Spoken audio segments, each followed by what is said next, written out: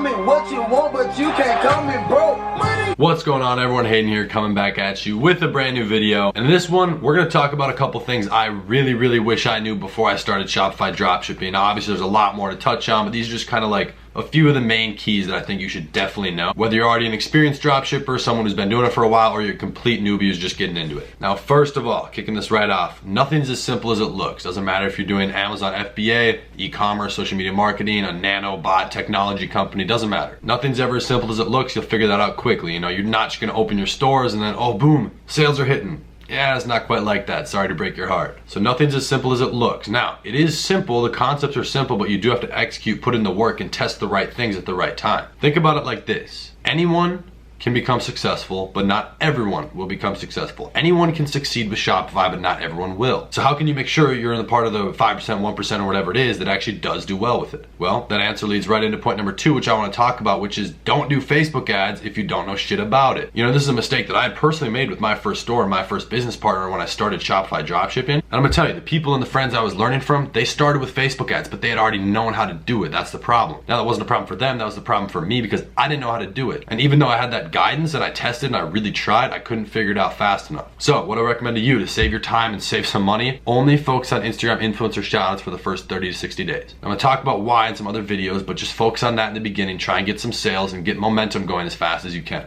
Number 3, you're gonna have to test way more than you think. Obviously everybody's like, oh, test, and that can become overwhelming, but you need to genuinely understand, like think about it in your mind and fully grasp that you do have to test. I don't know about you guys, but when I was getting started, I'm like, yeah, I hear all you guys saying test, blah, blah, blah, whatever. But I never actually really did much with it. I was just kind of going with whatever and throwing it out there and seeing if it worked. But you have to strategically test different things and see what works. I've tried doing what I see other people doing and it didn't work for me, but on the same hand, I've tried stuff that other people are doing and it did work for me. So you really have to take what works and kind of create your own formula for what works for you, your store, your audience, your products, all that. Which leads into number 4.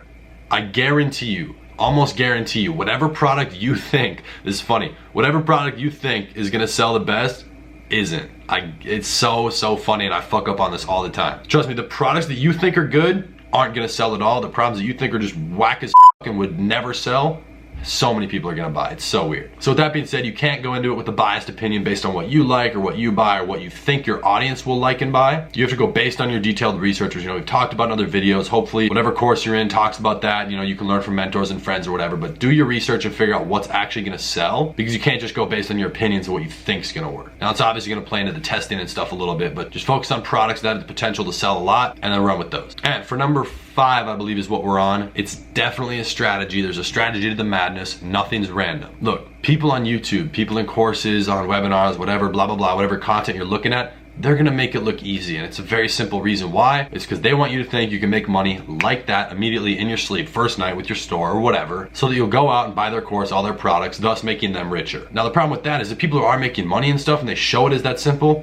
there's a real strategy behind what they're doing, both marketing their products to you, but with their actual store itself. Nothing's random. They have a marketing plan. They've been testing products. They figure out what works, what doesn't, and it's not random. That's what you have to notice. And I feel like that's something a lot of people are kind of blind to, or at least they see it, but they don't want to believe it because they want to think that it's that easy when they get started. That's only going to hurt you. So try and kick that mindset out right now and just get rid of it as early as possible. But definitely one of the biggest things I focused on, or at least like I knew this in the beginning, but I didn't exactly focus on it or execute or do it as effectively, at least as I should have. And that's just simply getting into the testing phase as fast as possible. You know, I've talked about it in other videos, like don't spend a lot of time on all the front end bullshit. Like that's just the best way I can say it, like picking your name, setting up your store, doing all the products, the descriptions, everything. Like I've mentioned in multiple videos, and well, that stuff is very important. You can't spend a lot of time on it on the front end because literally, I guarantee this, if you're starting out, it's your first store, your first time, everything that you do right now is gonna be different in a month. If not in a month, within 2, I guarantee you. Like all of my stuff that I did, my entire store, my niche, my business partner, all my products, everything was different within a month. Maybe not quite a month, but you know, it depends. Like my entire store, redid the layout, different design, different products, different colors, different aesthetics, everything. So just get it going as fast as possible. Like I've said, spend a couple days, literally like 3 days, build it all, get it going and start testing. Because what's gonna happen is you're gonna figure out very quickly what works and what doesn't. And that's gonna allow you to like change and make changes based on that. Because like I just mentioned earlier in the videos, you want to do changes based on, the results and what you're seeing. I talked about picking the product. You don't want to be guessing based on your own opinion. It's the same thing when building your store. You don't want to guess what products people want to do, what description works, what colors, what aesthetics, all these different things, what website layout. You want the results and the data to show that, so let it do that for you. But you have to start testing as fast as possible and then make changes based on that. It's super simple, but you have to execute and put in the work to make it happen. Lastly, but most importantly, is who you're learning from. Whether it's a course, a mentor, someone directly you're learning from in person or online, a friend, a bunch of different friends, people you're learning from, or all the above. You just have to make sure they're the right people and that you're connecting with the right people who can add value to you and vice versa. You can do that by using social media, by paying someone for consulting, by doing whatever you want. A lot of the friends that I'm connecting with, they might not all do Shopify necessarily, but I know friends who are really, really good with the components that go into that. For example, Facebook ads.